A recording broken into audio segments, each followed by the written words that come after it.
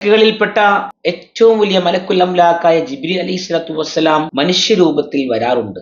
മഹാനായ ദഹിയത്തുൽ കൽബി റളിയല്ലാഹു അൻഹു സ്വഹാബികളുടെ ഏറ്റവും വലിയ ഭംഗിയുള്ള മനുഷ്യനായിരുന്നു. സ്വഹാബികളുടെ കൂട്ടത്തിൽ വലിയ ഭംഗിയുള്ള ആളായിരുന്നു ദഹിയത്തുൽ കൽബി റളിയല്ലാഹു അൻഹു. ദഹിയത്തുൽ കൽബിയുടെ റളിയല്ലാഹു അൻഹുവിന്റെ രൂപത്തിലായിരുന്നു ജിബ്രീൽ അലൈഹിസ്സലാത്തു വസ്സലാം ഏറ്റവും കൂടുതൽ ഹബീബായ റസൂലുള്ളാഹി സ്വല്ലല്ലാഹു അലൈഹി വസല്ലമ തങ്ങളുടെ അടുക്കൽ വരാറ്. ഒരിക്കലും ഒരു സ്വഹാബി നടന്നു പോകുമ്പോൾ ഹബീബായ റസൂലുള്ളാഹി സ്വല്ലല്ലാഹു അലൈഹി വസല്ലമ തങ്ങളും ദഹിയത്തുൽ കൽബി റളിയല്ലാഹു അൻഹു ആണെന്ന് സ്വഹാബി മനസ്സിലാക്കിയതുപോലെ സംസാരിച്ചുകൊണ്ടിരിക്കുകയാണ്.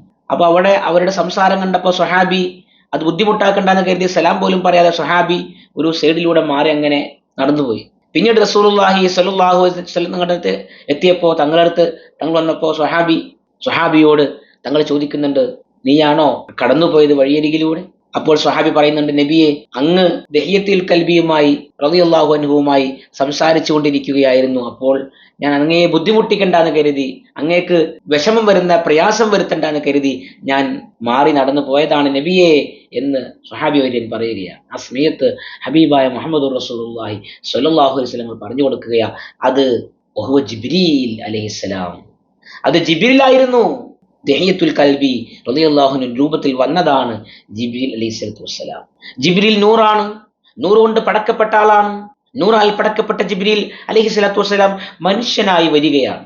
അതുകൊണ്ട് നൂറ് മനുഷ്യനാകുന്നതിൽ യാതൊരു വിധ അസംഭവങ്ങളും ഇല്ലാത്തതാണ്. അഷ്റഫുൽ ഖൽഖായ ത്വഹ മുഹമ്മദുർ റസൂലുള്ളാഹി സ്വല്ലല്ലാഹു അലൈഹി വസല്ലമ തങ്ങളെ കുറിച്ച് നാം മനസ്സിലാക്കേണ്ടത്, മലക്കുകളെ പോലും അല്ലാഹു തആല പടച്ചത് നൂറിൽ